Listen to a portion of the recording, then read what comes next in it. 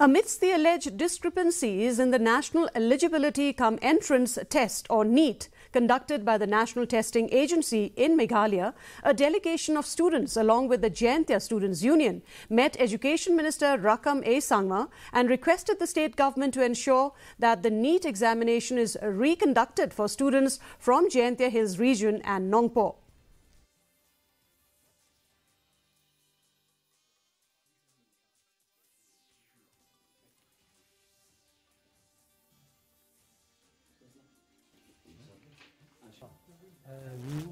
Regarding your meeting with and we have come up together, the Jaintia Students' Union and the Khasi Students' Union. So we've also demanded from the government directly, I would say from the minister in charge, Sir Rakam Sangma and Honorable Chief Minister. Yeah, our problem was the same. We received two different sets of question paper, and we were asked to attempt only one. After 30 minutes or 40 minutes, they asked us to attempt the code MNOP, and then they asked us to set aside the QRST, which we were supposed to attempt.